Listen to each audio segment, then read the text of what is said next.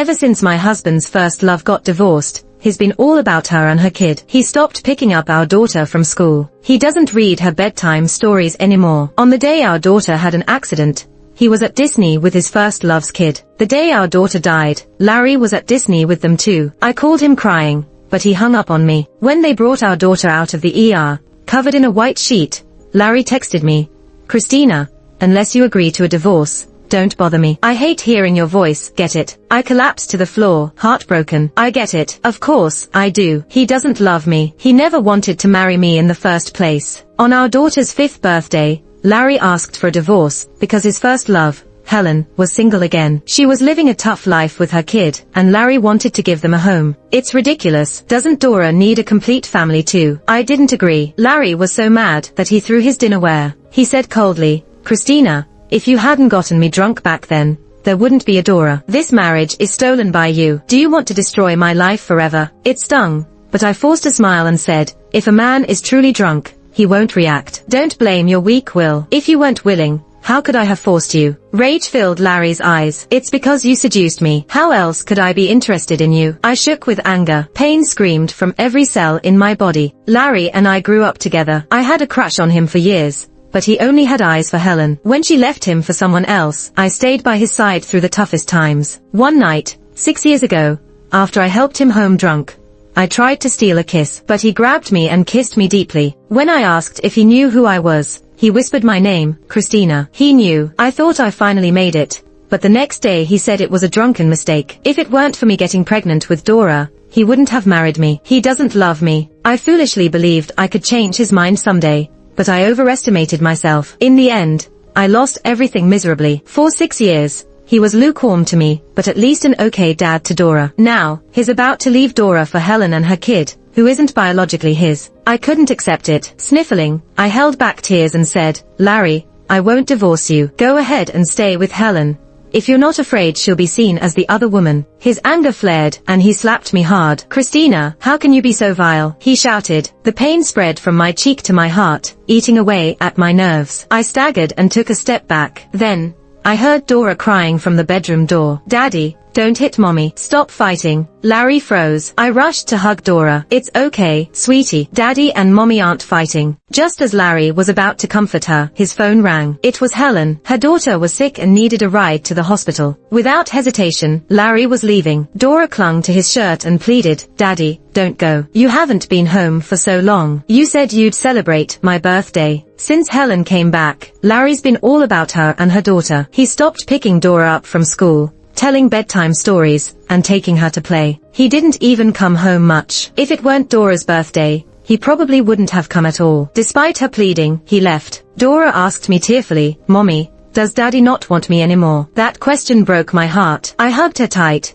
choking back my tears, saying, "Of course not. Daddy loves you. He'd never leave you." But I underestimated how much Larry cared for Helen. The next night, my stomach hurt so bad from my chronic condition that I couldn't stand it. Dora called Larry, crying, "Daddy, Mommy's sick. Can you take her to the hospital?" After a pause, he laughed coldly. "Christina, are you still playing games to trick me into coming home? Your lies are bad enough. Don't teach our daughter to do the same." I could hear Helen in the background. "Larry, Tina won't eat again." Larry's voice softened immediately. "I'll handle it," he said, ignoring Dora and me as he hung up. Now, not just my stomach, but my heart ached to the point of suffocation. I dragged myself up and swallowed some meds. Dora hesitated, asking, "Mommy, who's the lady on the phone? Who's Tina?" I didn't know how to explain. How could I tell her that Daddy was leaving us for another woman and her kid? After getting Dora to sleep, even in her dreams, she called out for her daddy. Before falling asleep, I got a video from Helen. In it, Larry handed a peeled apple to Tina,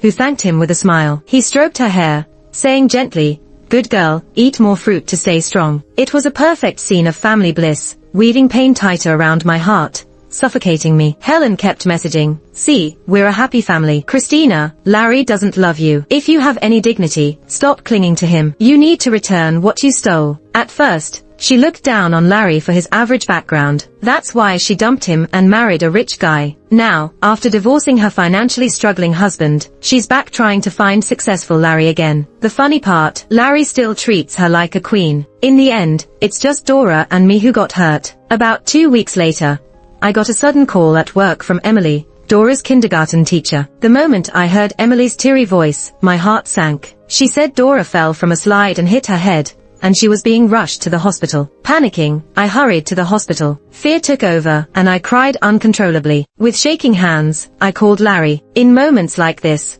I needed someone to lean on. I wished Larry would tell me, "Christina, don't worry. Our daughter will be all right." But every time I called, he coldly hung up. Grief churned in my chest, and I was close to breaking point. The lights in the emergency room went out. I rushed over, only to see Dora being wheeled out under a white sheet. I dropped to my knees, pleading with the doctors to save her. All they offered me was their condolences. I no longer had a daughter. My Dora was gone. A notification buzzed on my phone. I looked down and saw a message from Larry. "Christina, unless you agree to a divorce, stop bothering me. I hate hearing your voice, get it?" Almost immediately, Helen sent me a photo. The background was Disneyland. Tina, wearing deer ears, was in Larry's arms, holding cotton candy, smiling broadly. Helen wrote, "Christina, how long are you going to cling to Larry? Can't you see we are a happy family?" Overwhelmed with pain, I wept on the floor. "Larry, rest assured, I won't cling to you anymore." That day, I held Dora's cold body and cried endlessly. My Dora, she was so good, so sweet and understanding, so kind. How could she die? If she were alive, seeing me cry like this, she would hug me tightly and say, "Mom, don't be sad. I'm here with you." Why was fate so cruel to take Dora away? Is this karma? Maybe I shouldn't have pursued Larry, who never belonged to me anyway. If I had turned him down that night, I wouldn't be here now. I cried until the sky lightened with dawn. My eyes swelled up like peaches, and my voice was hoarse. Finally, I sent Larry a message in numb despair. "I agree, let's get divorced." This time, he called back immediately. He sounded desperate, afraid I'd change my mind. "I'll fly back today. Tomorrow, we'll get the divorce papers. Christina, I'll send you child support every month. I won't neglect you and Dora." Tears flowed uncontrollably. My voice sounded raw and broken. "Larry, there's no need for support. Dora doesn't need your money anymore. She doesn't need your love either." Larry, irritated, "What are you talking about? Even if we divorce, Dora is still my daughter. That will never change." My heart ached fiercely, and trembling, I said, "Larry, Dora is dead. You don't have a daughter anymore." He stopped breathing for a moment. After a long silence, he suddenly laughed bitterly, lying to himself.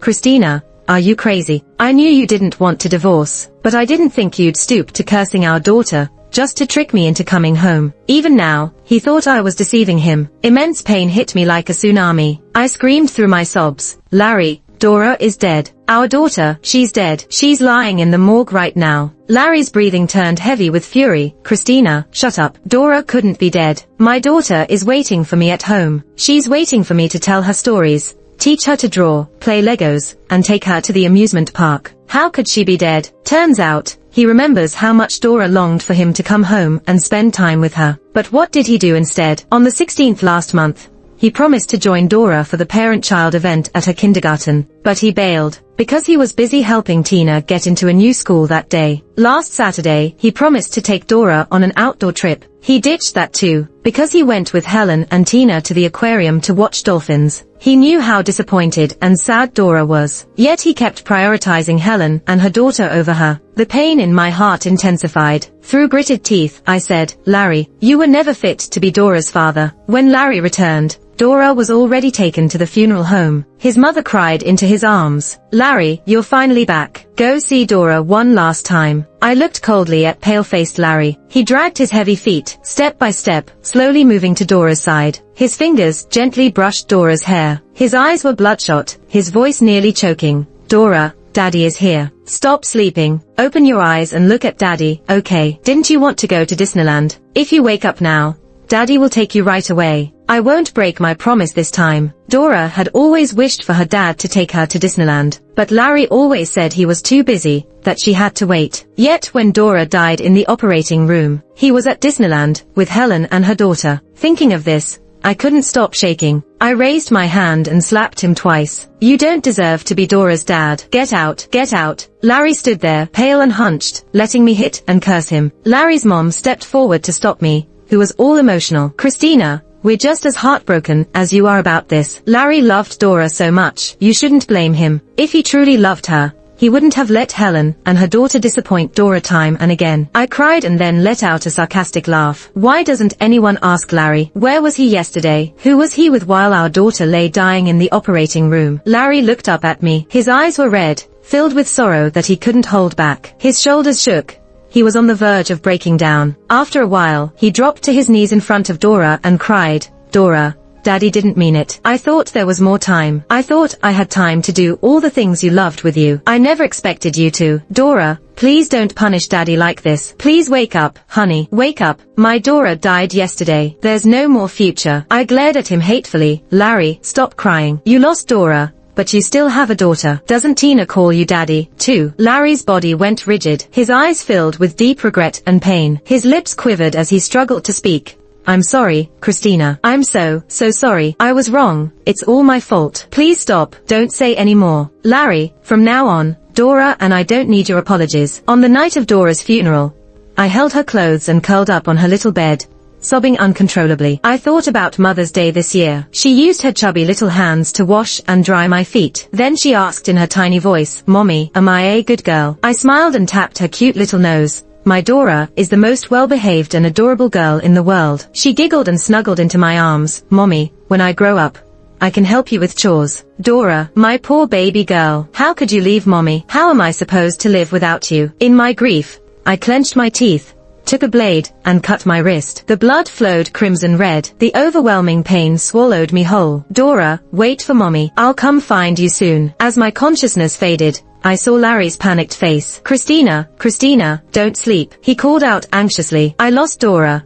I can't lose you too. Please, Christina, don't leave me." "Larry, didn't you hate me? You didn't love me. So why are you so worried? What a pity. I didn't die." When I woke up, my mom was holding my hand, tears streaming down her face. "Christina, you scared me to death. If you were gone, what about me and your dad? How could you bear to let us bury our child again?" My dad's eyes were red, too. "Christina, you've got to be okay. We're getting old. We can't bear the pain of losing you." Looking at my parents, their graying hair and their tearful eyes, I burst into tears. I remembered how my dad would take me on spring outings by bike, how tirelessly he'd take me to school, pick me up, study late into the night with me. I thought about every meal my mom cooked, every sweater she knitted. How could I die? How could I only think about escaping when I've got parents to take care of? Choking on my tears, I apologized. My mom held me tightly. "It's okay, sweetie. No need to apologize. We know you're hurting. We'll always be here with you." The nurse pushed the door open, and following her was Larry. Before he could enter, my dad blocked his way, punching him in fury. "Get out, cheating scum, like you doesn't deserve to see my daughter." Blood seeped from Larry's lips,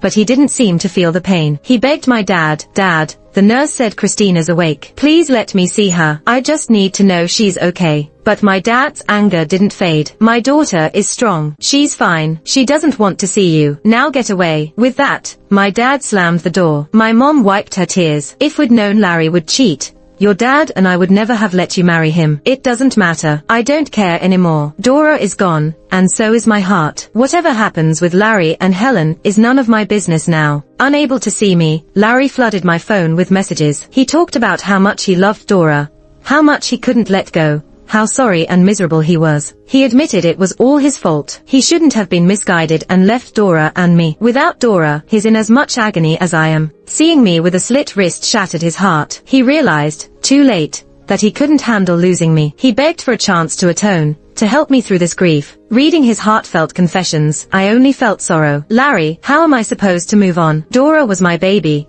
my daughter whom I carried for 10 months. She meant the world to me. Without her, there's no moving on." I was so sad that I even cried in my sleep. In the haze, I felt something rough wiping away my tears. I groggily opened my eyes to see Larry's bloodshot eyes. His voice was hoarse beyond recognition. "Christina, are you feeling any better?" I snapped awake and swatted his hand away. "What are you doing here?" He looked at me deeply. "I'm worried about you. The thought of that day, you cutting your wrist, it terrifies me. Christina, I'm begging you, please live on. I won't seek death again, but that's for my parents' sake, not his." My voice was icy. "Larry, cut out that lovey-dovey act. It's making me sick. Get out of my hospital room right now." His face was etched with deep sorrow. "Christina, you used to love me so much. Can you really push me away?" he said. Turns out, he knew once upon a time, I had loved him with everything I had, but when did he ever cherish my true feelings? The abrupt ringing of a phone shattered the night. Seeing Helen's name on the screen, he paused. I sneered, "Your future wife is calling. You should hurry back to take care of her and your daughter." His face went pale, his lips trembling. "Christina, I know I was wrong. I'll cut ties with her completely, I promise." He answered the call. Helen's anxious voice rang out. "Larry, Tina had a nightmare. She's crying and won't stop. Could you comfort her? You know she listens to you the best." Larry's brow furrowed, his voice as cool as ice. "Helen, stop contacting me from now on. After everything,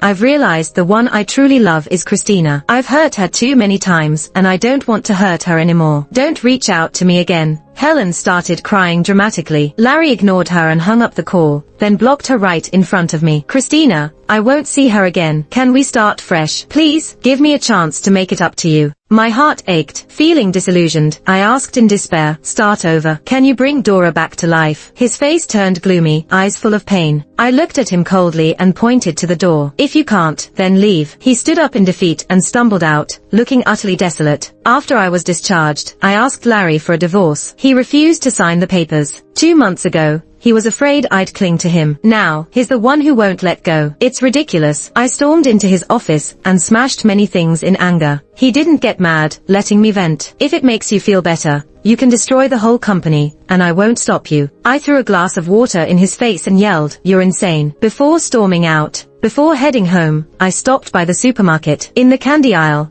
I froze when I saw a brand of fruit candy. Dora used to beg me for it, but I wouldn't let her have it because of her teeth. Once, she pouted and said, "All the other kids get candy, why not me? Does mommy not care about Dora anymore?" I sighed and tousled her hair.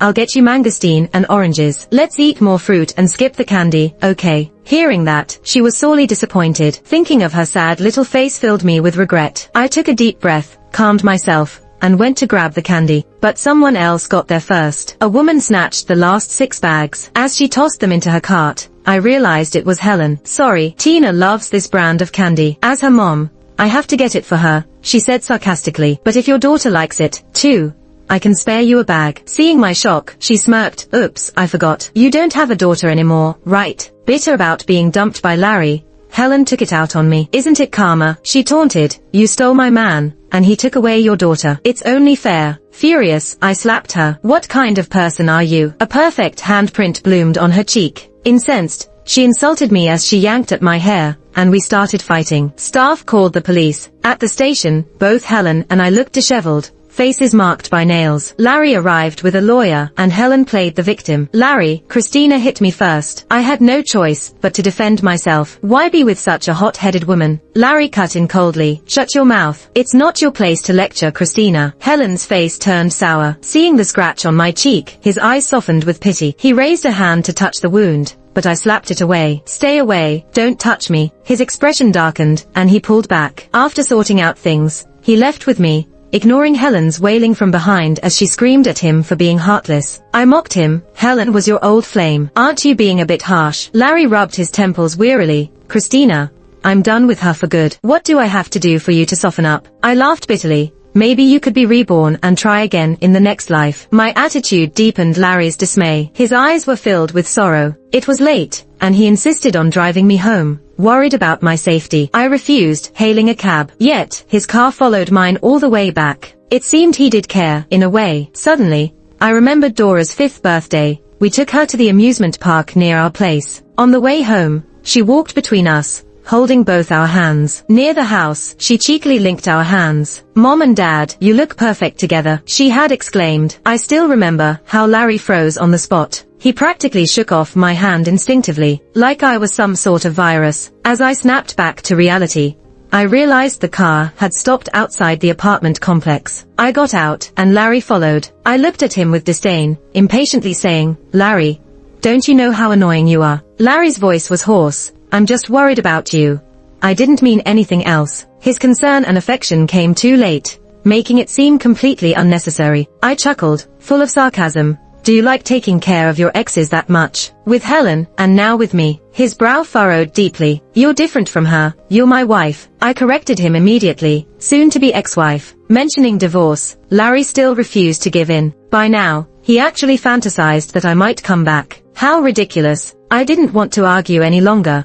so I went straight to court to file for divorce. After getting the news, Larry called immediately. In a voice filled with disbelief, he asked, "Christina, do you really have to go this far? Is it my fault?" Getting to this point, he truly had no excuses. When I got home that night, I could see him from a distance, leaning against the wall, looking worn and forlorn. As I got closer, I smelled the strong scent of alcohol. Maybe he'd had too much. His eyes were terribly bloodshot. He stared at me intently, his voice raspy. "Christina, you changed the locks. I can't get in." There was even a hint of grievance in his voice. I couldn't help but mock him. "You love drama so much. Maybe you should quit being a boss and become an actor." His eyes darkened, and he suddenly took 2 steps forward, embracing me. I spoke coldly, "Let go, or I'll call the cops." He acted like he didn't understand, muttering, "Christina, let's not get divorced, okay? I'm really sorry. Every day, every second, I'm filled with regret and self-blame. I failed you and Dora. I'll change. I really will. From now on, I'll listen to you in everything. Just forgive me this once, will you?" How could I forgive? My daughter will never come back. How could I forgive? With all my strength,